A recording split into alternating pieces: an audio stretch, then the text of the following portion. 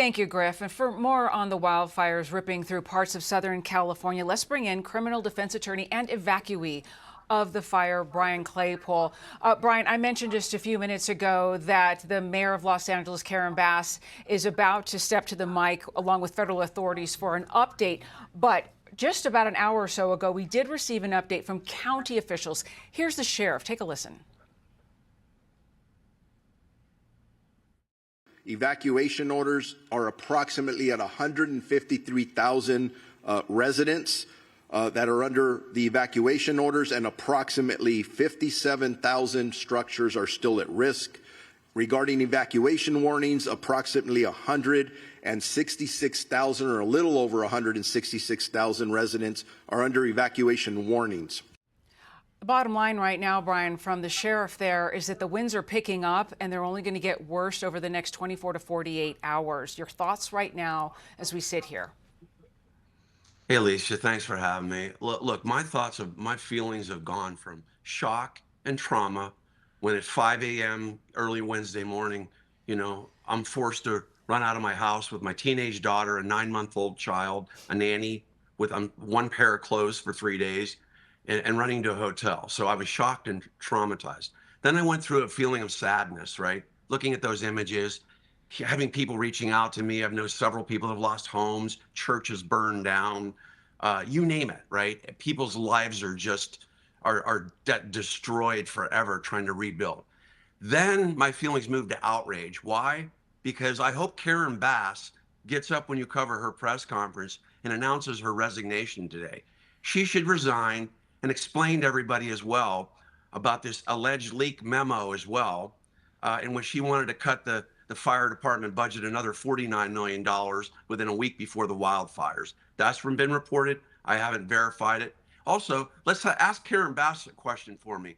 Why she agreed to pay the new head of the LA Department of Water and Power, a woman named Janice Quinones, almost $400,000 more than the prior head of DWP. Explain that. Maybe she could have used some of that money to hire more firefighters. And if she had gotten her way with another $49 million cuts in the fire department, guess what? 16 fire departments would have been shut down. And what about the San Ynez Reservoir? Is anybody investigating Quinones and Karen Bass for allowing that reservoir to drain 117 million gallons of water? This isn't fiction. This isn't politics. This is human decency. She allowed that to happen on her watch. One more point I want to make. On Tuesday night, when I'm sitting in my home in Pasadena and I'm hearing about winds predicted of 80 to 100 miles an hour, Alicia, that's hurricane force. Where was her team sitting there with the electric grid across all of LA County trying to figure out where to potentially turn off electricity to make sure lines don't go down? Because I think you're going to find at the end of the day, lines went down causing these fires. How are you not there with your team? Who gives a heck about Ghana? What is her butt doing in Ghana? Who cares about an inauguration in Ghana?